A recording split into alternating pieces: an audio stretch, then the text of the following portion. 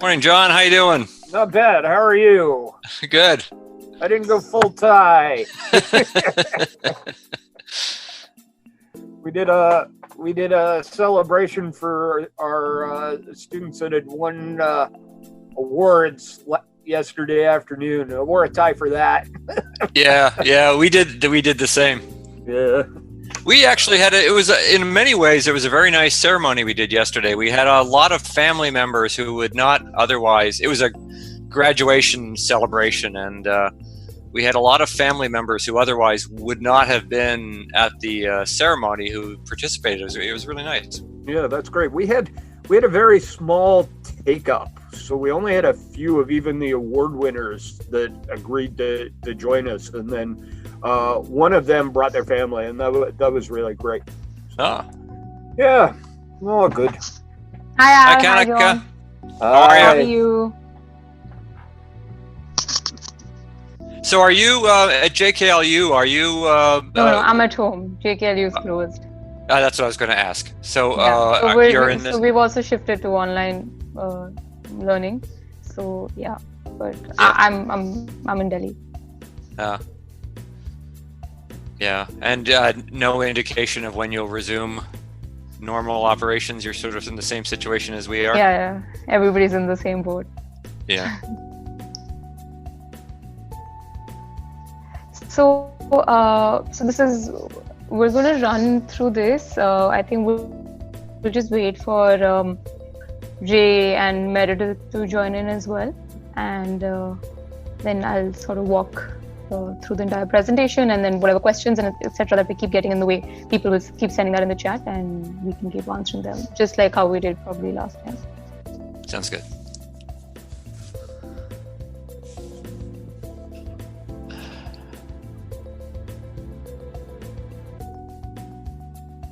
So how Zoom now has more options. Mm-hmm. I can raise my hand. I can say yes or no, go faster or go slower. That looks great. Is that? Huh.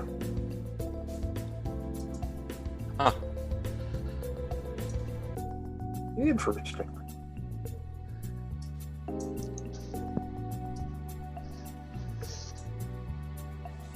Wonder if that's a general update. It's been on there for a couple days. Oh, really? Yeah. I didn't notice it yesterday.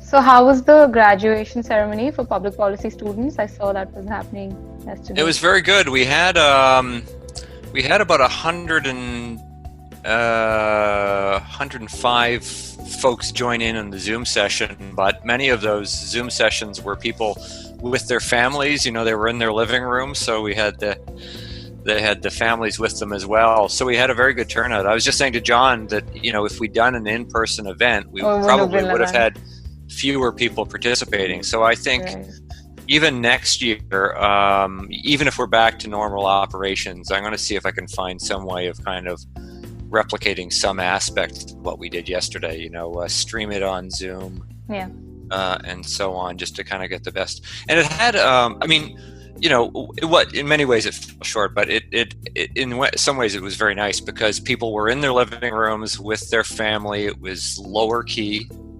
It was a little more relaxed. Personal. Yeah, that's right. That's great.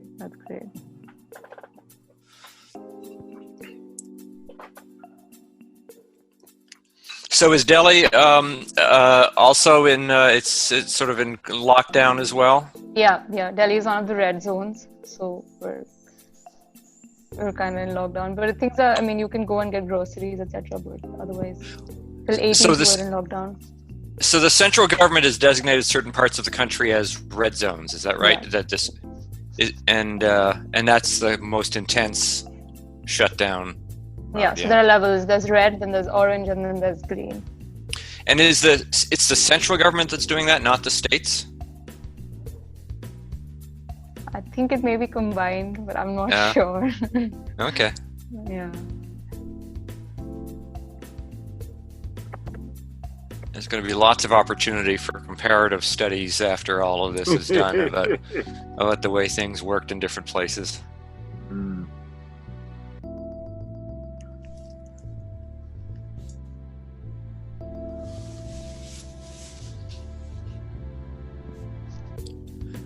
John, I'm sorry. Go ahead.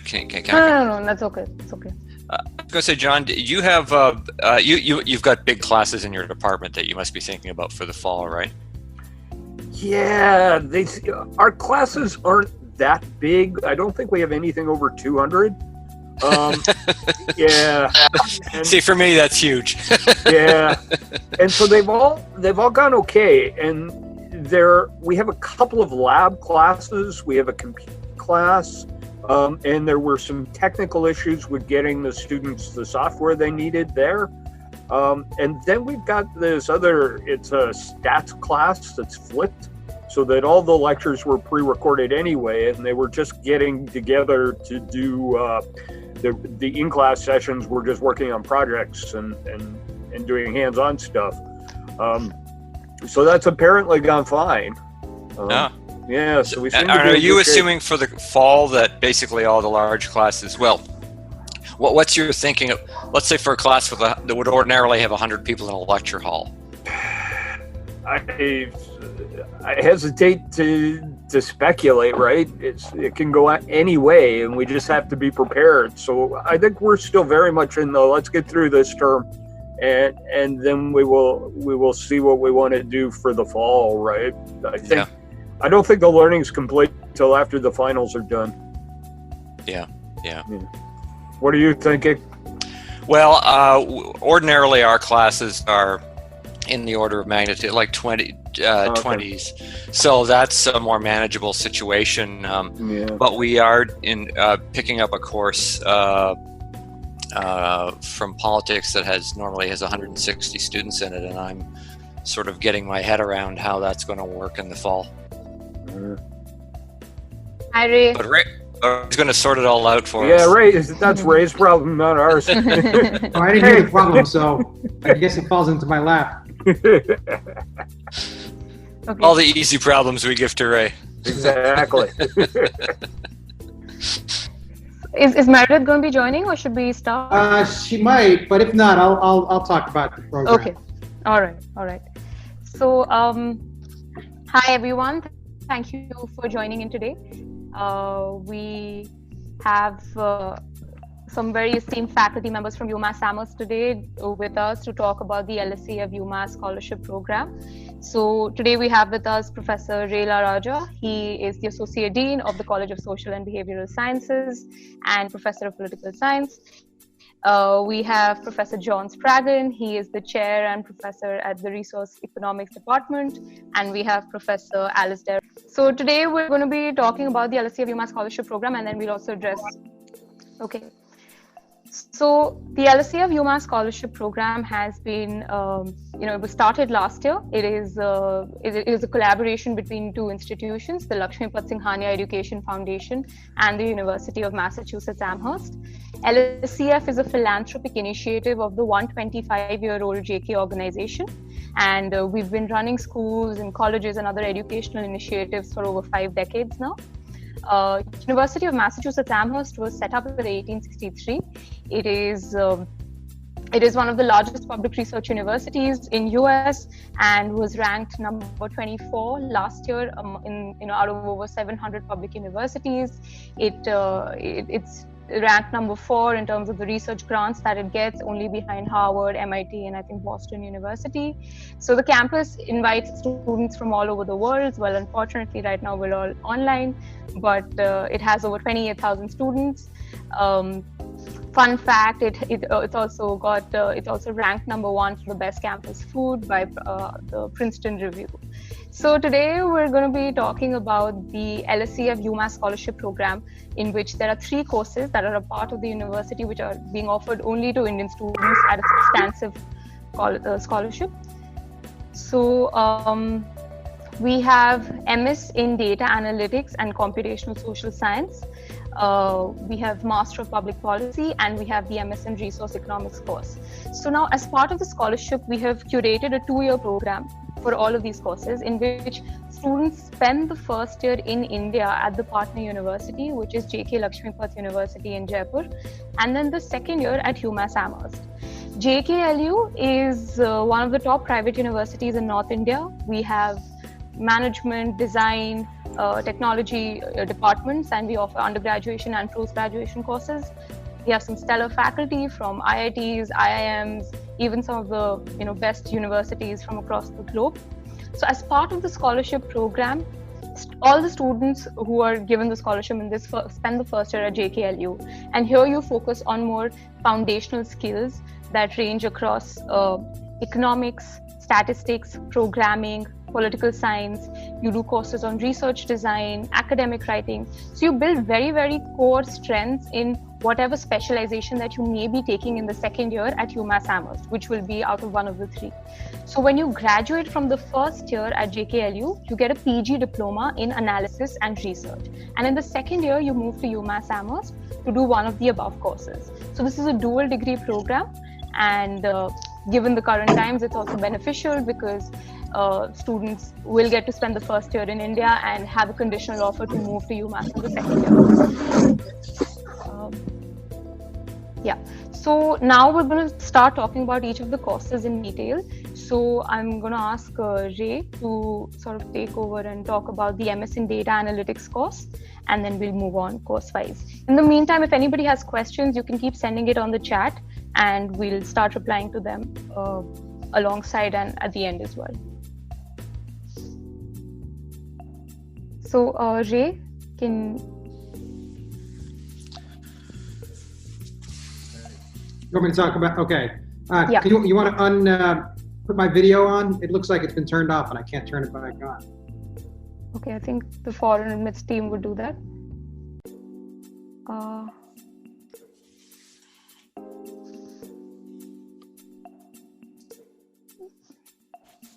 Nikhil, have you got this?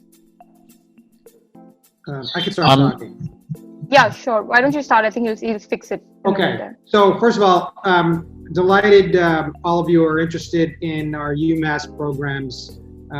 We have a faculty that really enjoys working with students, giving them hands-on experience, helping them to target for their careers. I'm going to talk a little bit about the data analytics program. I'm not the director of the program. That's Meredith Rolfe, an outstanding scholar who studies political science and using data analytic methods.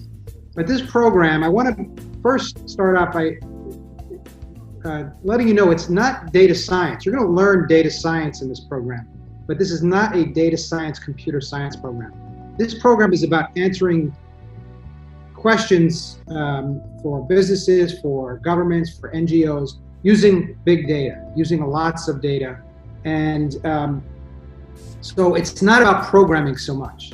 Again, you'll learn to program, but it's the area where we train you in how to accumulate and analyze data to answer questions and relying on some data science methods.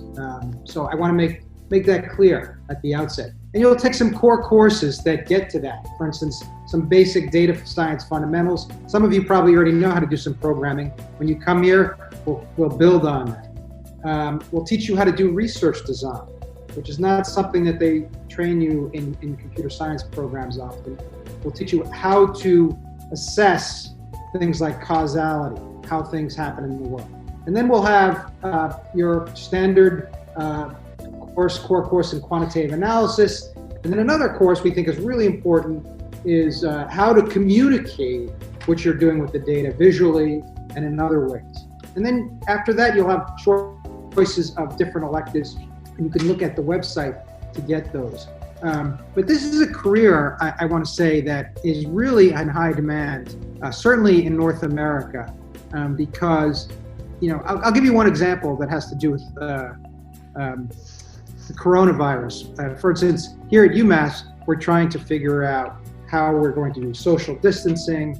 And so Professor Rolfe is actually putting together data from last year that says, okay, which classrooms are nodes, are places where you're most likely to have high infection rates based on the fact that students come from different parts of campus, they're mixing different majors, and we'll be able to advise the administration on which classes should be spread out more, which classes should maybe be offered as hybrid or online. So these are the types of questions that we're able to answer using data analytics. In this case, it's a health-based question, but we can apply this to many different things: social media, marketing, finance. And the Boston area, as you know, is a kind of a high-tech area at the cutting edge of new economy. And you have this 3-year OPT, and we are putting together programs where you can get internships that will connect you to positions afterwards. And I could say that about the other 2 programs as well. So I'm going to stop there and pass the baton to my colleagues. Yeah, I just wanted to add that in the data analytics program, since it's such an interdisciplinary course, a lot of students come with various interests. So for example, somebody may be more interested in social media analysis, or maybe somebody may be more interested in marketing or finance. And these are the different kind of electives that you have in your options. And you would also appointed a faculty advisor who walks you through, what are the kind of courses that you can take. So there's a lot of one-on-one mentoring that you get in the course and all the other courses as well. So thanks for adding that. So we'll move to the public policy course, and I'm going to ask Professor Alasdair Roberts to talk a little about that.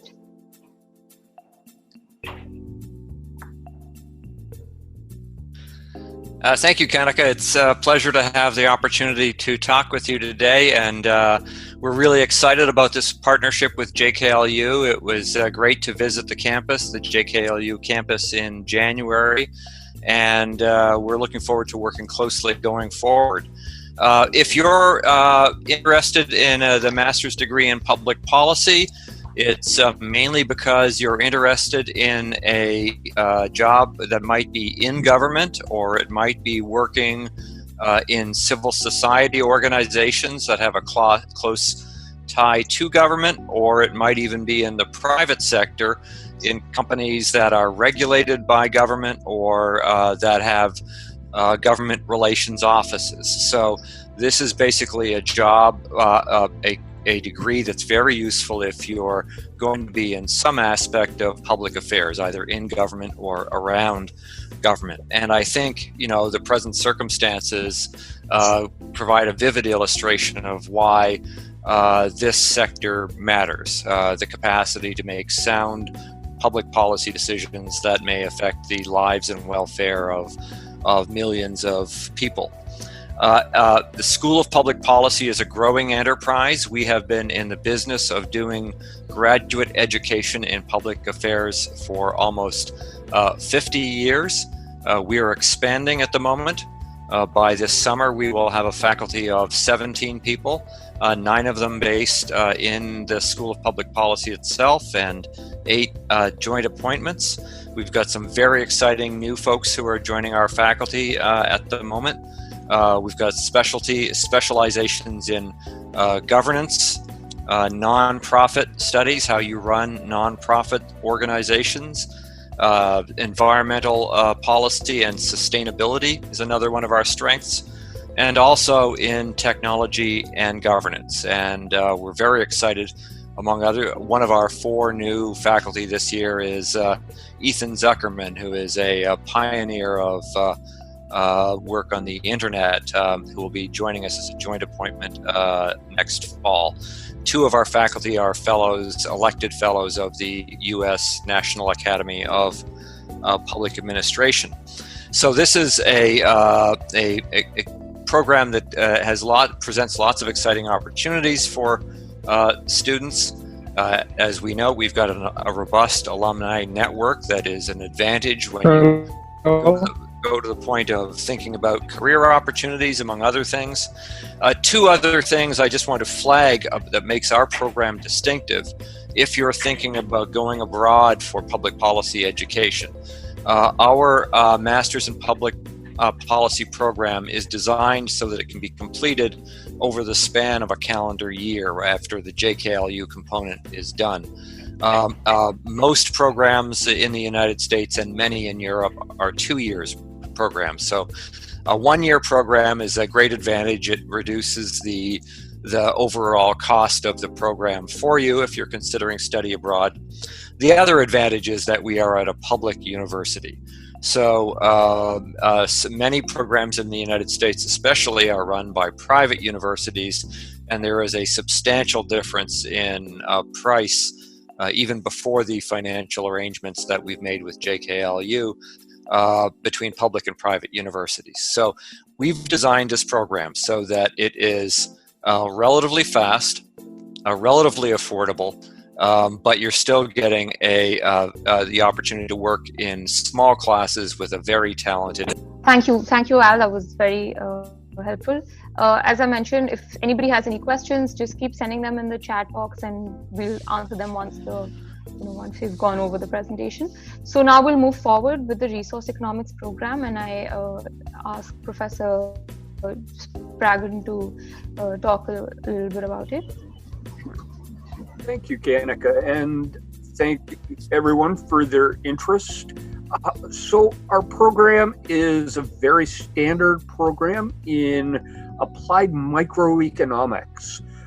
So we are a little bit of a smaller department, although we're up to 20 faculty.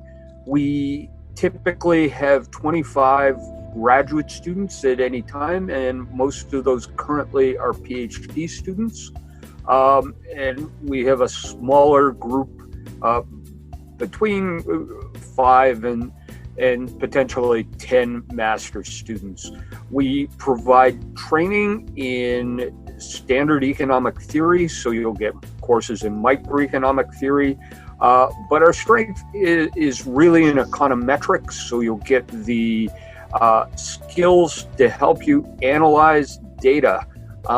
And that's what our students do. Our students go out and they get good jobs in very public policy focused places, be that based on environmental economics, education, and in a lot of cases, management roles.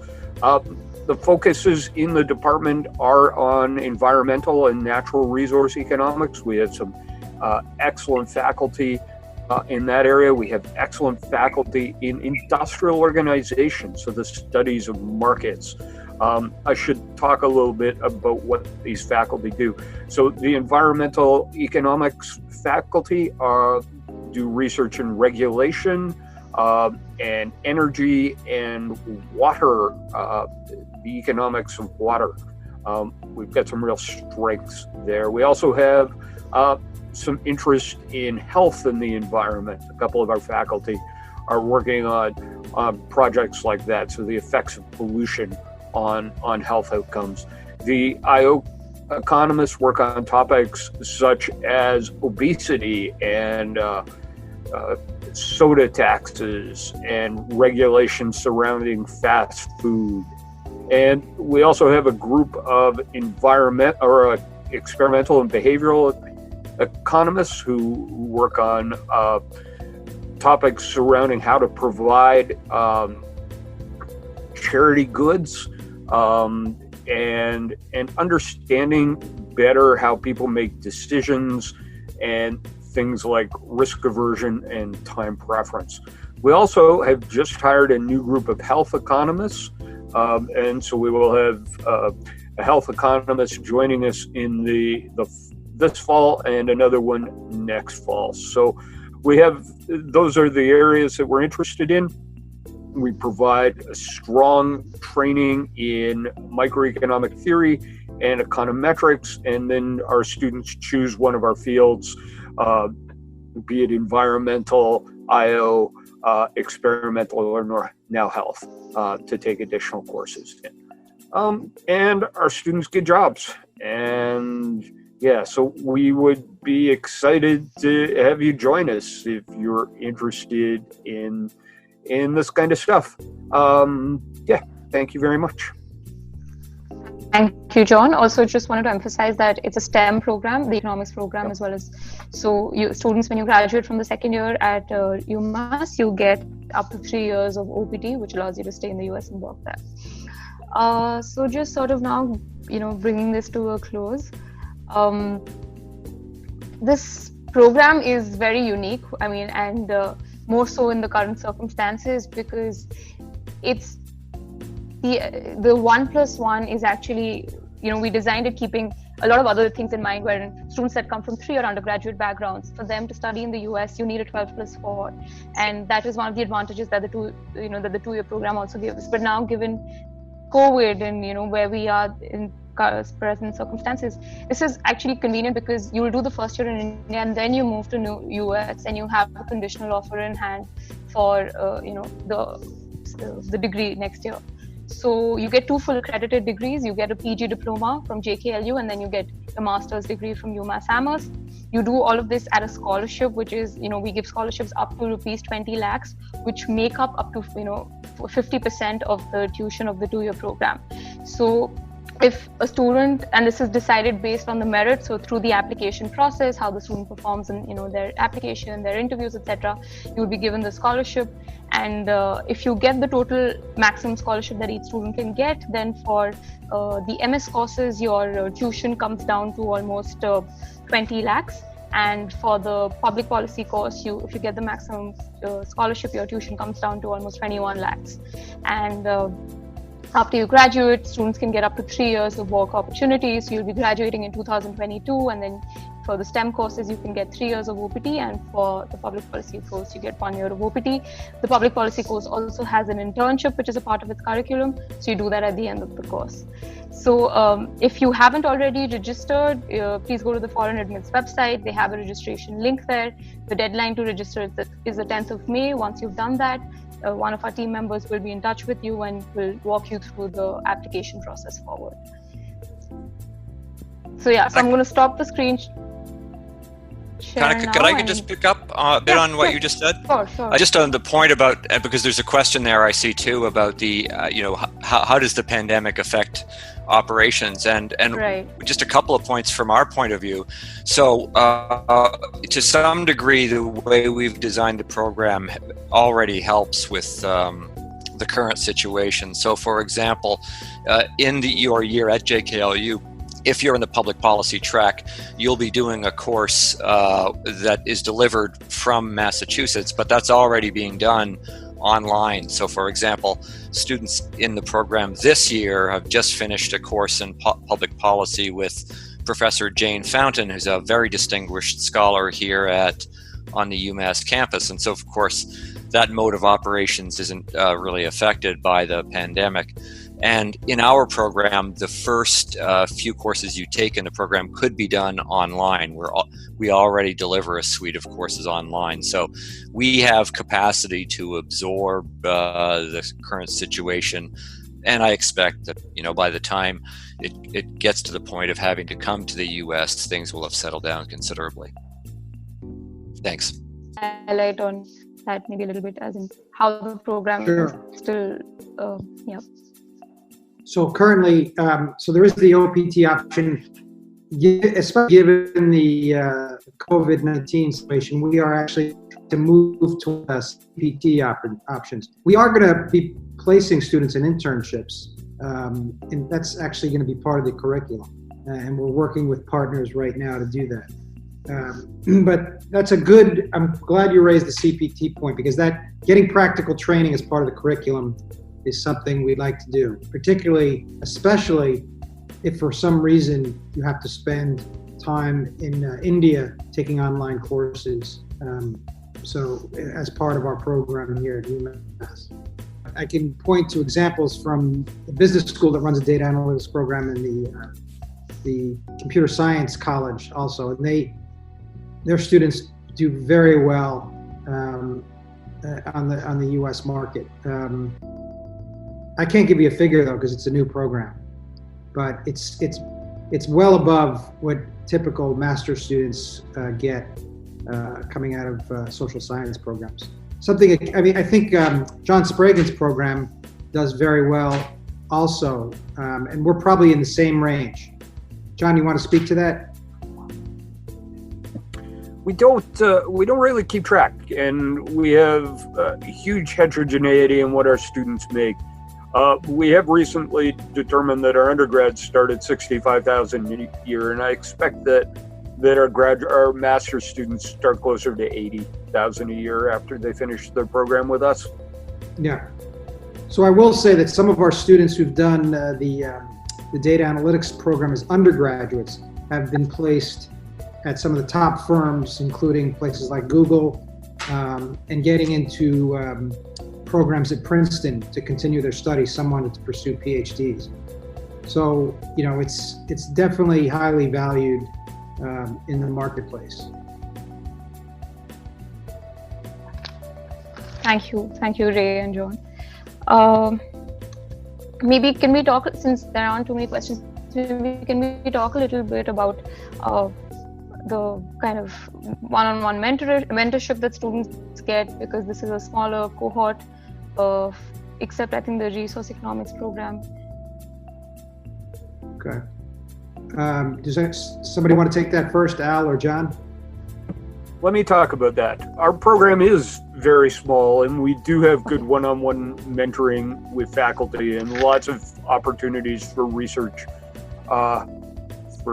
for students. And we typically expect that even our master's students come in and work with the faculty member on a research program through their time with us. So yeah, that mentoring is definitely available in our program. And with regard to our program, there are larger public policy programs in the United States where the incoming class might be 150 to 200 students, and the actual courses could easily have 60 or 70 students in them. That's not how we operate here. We divide our incoming classes so that the courses themselves, this year we'll have about 20 students in them, I think, each. That means that you are really running the course as a seminar, and you're getting the opportunity to interact closely with the instructors. So I think that is another one of our comparative advantages. You do get a lot of time, and we develop a very strong sense of camaraderie and community inside the program. Yeah, I want to add to that, for all these programs, U.S. institutions, the graduate programs, the best institutions are very much geared towards giving that kind of close one-on-one relationships with their grad students, and we're no exception to that. And this comes in the area particularly of research. That's a major place where you learn as graduate students, in PhD programs certainly, but some of our programs bring in master students. I know that the data analytics program, faculty are very excited to work on research projects with students. And in fact, that is very helpful on the market. If you said you've done a major research project with a faculty member and even published in a peer-reviewed journal, that looks very good on your resume. And we're also setting up research projects with partner institutions, businesses, and nonprofits that you'll have an opportunity to do. So that's part of the experience. And you'll also have the benefit of being at a major research institution where every day there are lectures. You can walk over to the computer science group and there'll be interesting lectures on new methods. You can go over to the business school and be part of any talks that are going on over there. That's a major feature of U.S. institutions where it's kind of like a bazaar, a potpourri of different intellectual experiences and skill-based experiences. Thank you, Ray. There's a question which says, in the first year at JKLU, does the faculty from JKLU teach or UMass? So you have internal faculty at JKLU teaching. We also have some very, very great visiting faculty that come in at JKLU and teach. But also, there are some courses and there's a lot of interaction with the UMass faculty. So for example, for public policy, there was one course that students were doing while in their year at JKLU. They were doing a course from a faculty from UMass through online learning. And that is something that can be an option for other departments as well. So we're exploring that for data analytics and economics as well.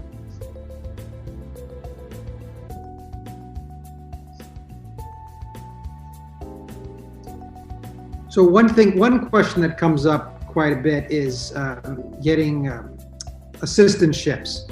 And that's not something we do for our master's students typically. I mean, Al could speak to some of this perhaps as well. But in the data analytics program, you're getting a scholarship, a very hefty scholarship. I mean, to pay in-state, as if you're a Massachusetts resident. Yeah, that's the fees you're paying. That's almost half of what out-of-state or other international students get. So that's a big thing. And yet I know how expensive it is to be in North America and to also, to do that. So there might be opportunities to get paid on a wage basis when you come here. But frankly, these programs are so intense in terms of the material you're learning, you will not have time to work very much. So I want to make that very clear. You're going to be here and you're going to be, as we say, hit the ground running, involved in projects. And because it's a short program, you'll have hopefully, the opportunity costs will not be as large as going through a 2-year program. You'll be able to get out in the work world. Al, go ahead. Yeah, if I could just circle back to the other question about what will students be doing by way of connection with UMass while they're at JKLU, and Kanika already mentioned that we do one of our courses on the internet right now, and as I mentioned, the course that was done this year was taught by Professor Jane Fountain, who was recently recognized as one of the 100 top specialists in digital governance in the world. And I was pleased to visit the JKLU campus and meet with the students in January as well, and would certainly hope to do that again as soon as the travel restrictions ease up.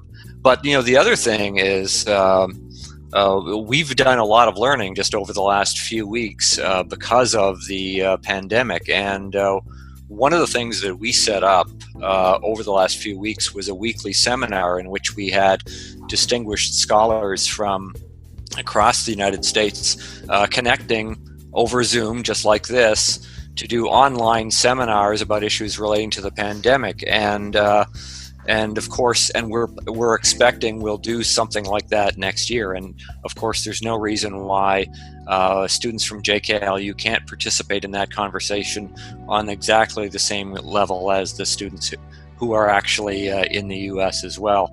So we see opportunities coming out of what we've been learning over the last few weeks to continue finding ways to making sure that students who are at JKLU are still part of our SPP community.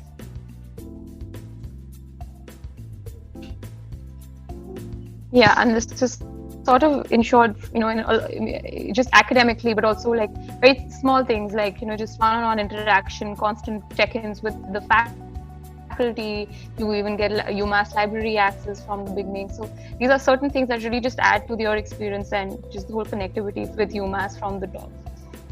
There's a question for DACSSJ.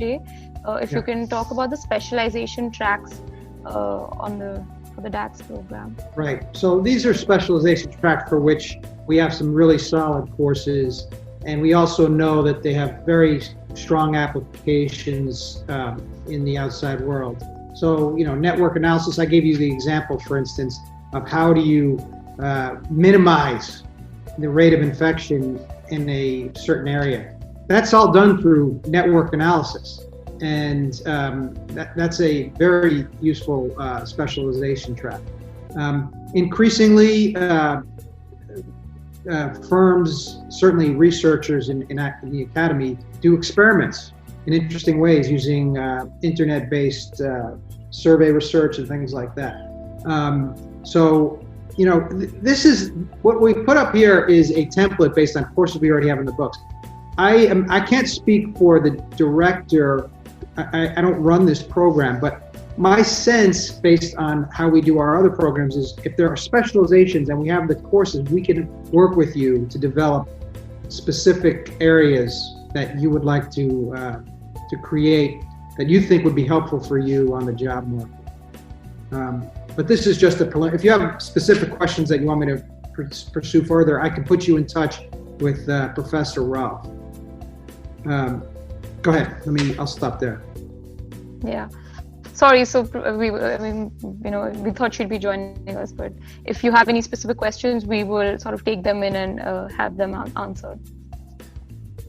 One other thing I want to say, just in terms of, a big aspect of U.S. universities is the social aspects, interacting. Now, hopefully, by the time some of you may come here, we'll have more of a handle on this disease, because it is in fact important, the social aspect. The UMass, I think the largest contingent of foreign students are from India, I'm pretty sure. I think it's even larger than China. So you will be able to connect with people from your home country. There's a very vibrant cultural and social group on campus. When I drive down the street, I see cricket games at some parks. I still don't understand the game, but I like to see people out there playing all the time. You'll be welcome here. And I should say, just further on that point, with regard to our faculty, we do have some of our faculty who have an interest in studies in India. And next year, that is to say in the fall of 2021, which would be your first semester on the UMass campus, we're going to have in the school a Fulbright faculty member from India visiting us for that semester, and also the following 2 years as well, which will add to the experience and help develop that bridge. The Department of Resource Economics also has faculty members from India, 2 now, I believe, and we also have graduate students, 2 or 3 graduate students from India. So on that score, you should feel at home. That's good to hear. So okay, there are no new questions.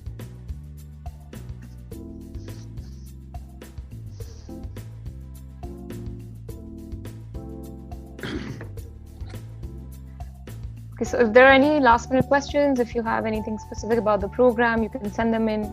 Otherwise, we'll start wrapping up the... Yeah, if you have specific questions, you can send them. There's each of our sites has contact people who will respond to specific questions, or at least forward them to people who can answer those questions as well. There's so much uncertainty out there. We understand that.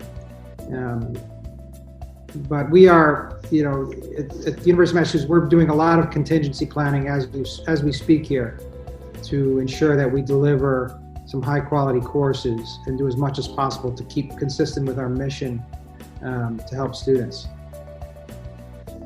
So there's a question on how is the current batch doing at JKLU.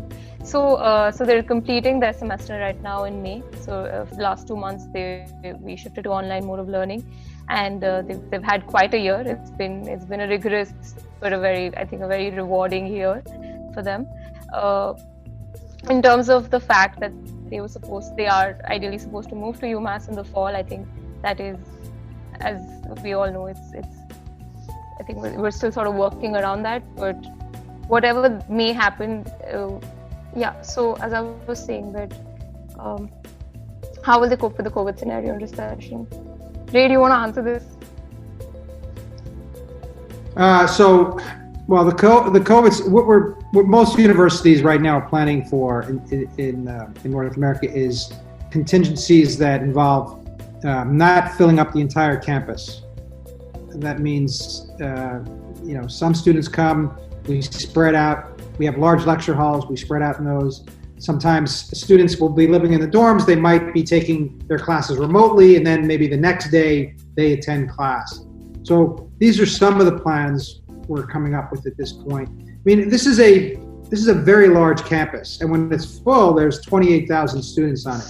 So it's unlikely, in my view, that in the fall we will have that many students here, but it's still going to be a robust community this fall, and certainly we're crossing our fingers that we have some solutions to some of the virus issues. But we're going to have to be nimble. If an outbreak comes, we might have to move our classes online.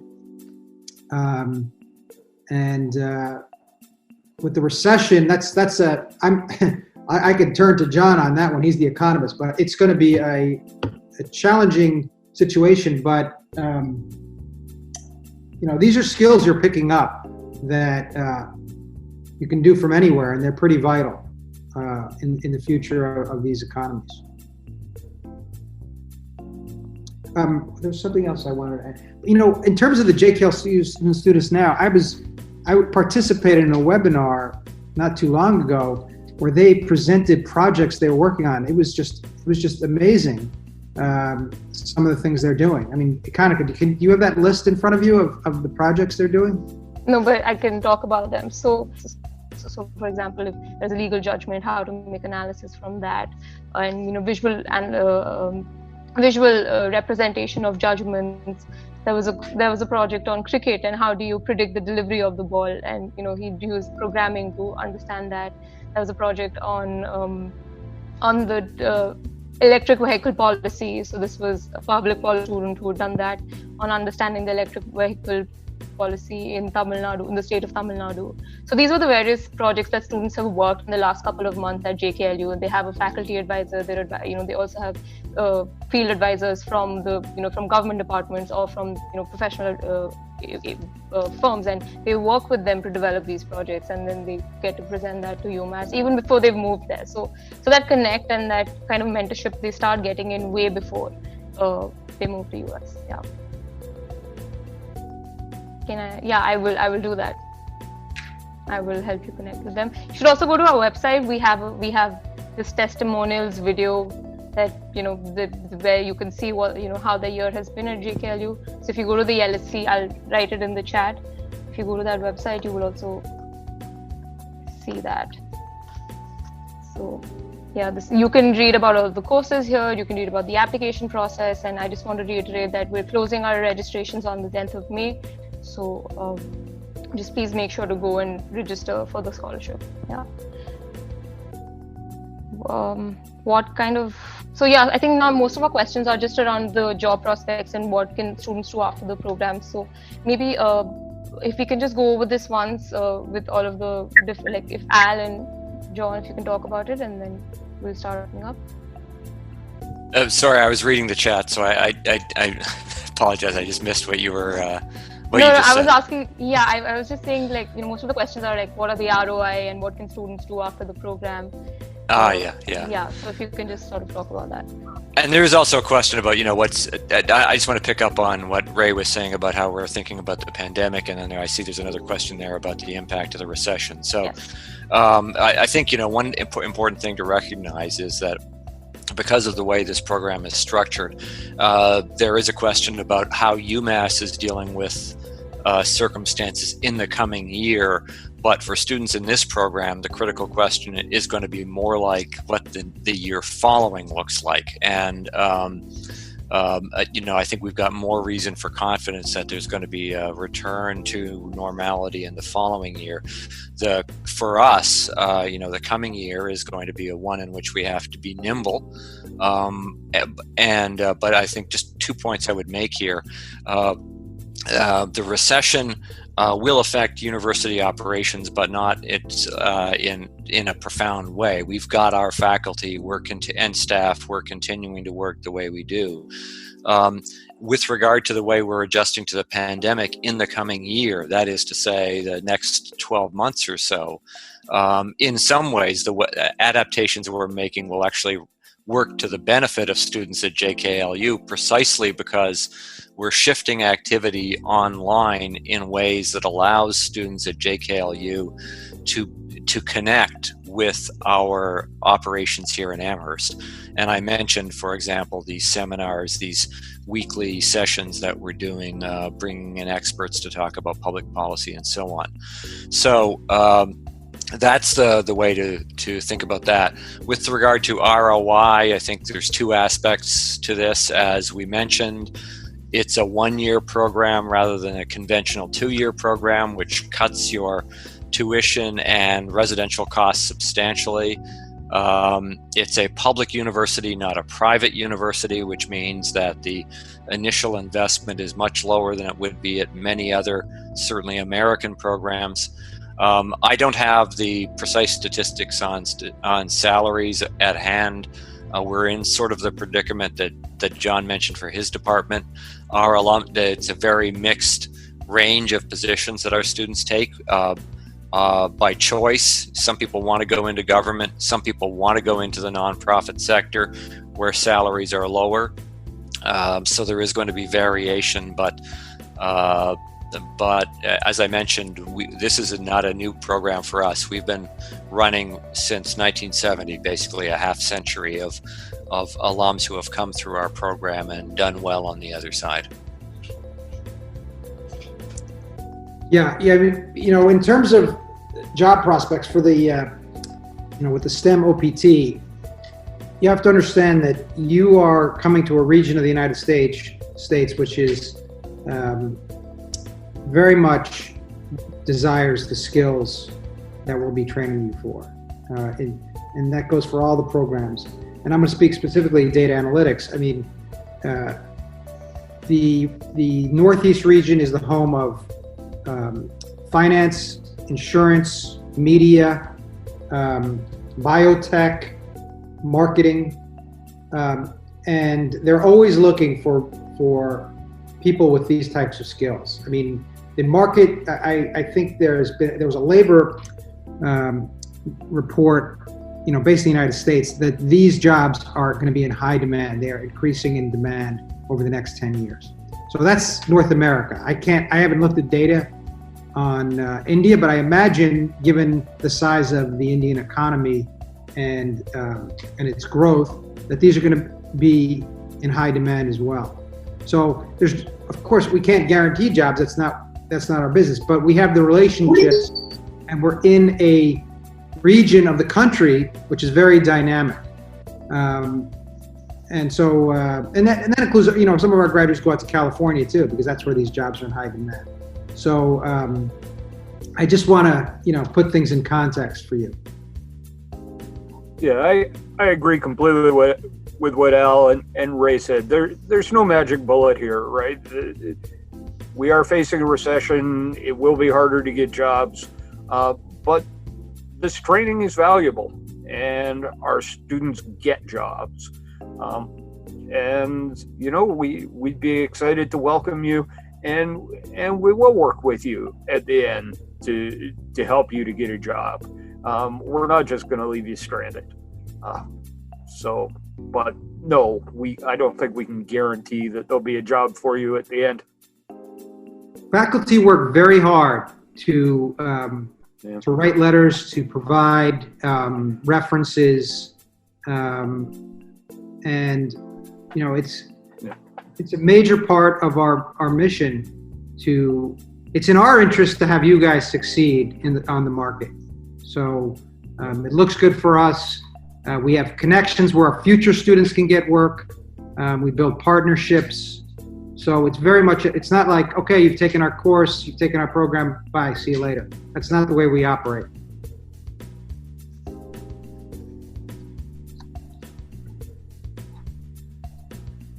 Okay. Yeah, so that is very much the essence of, what we've been talking about, how this is a 2-year program, and throughout the year you'll get a lot of mentorships, and have checked the LC side, there's no database courses.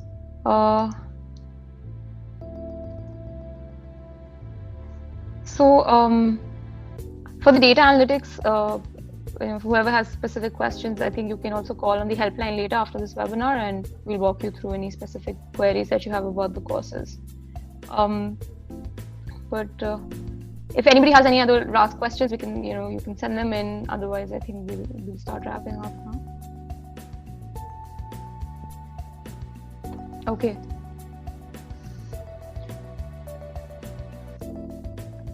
So again, as I mentioned, the data analytics course, unfortunately, the program director couldn't join in. So as I said, please call us on the helpline later, and we'll address your queries.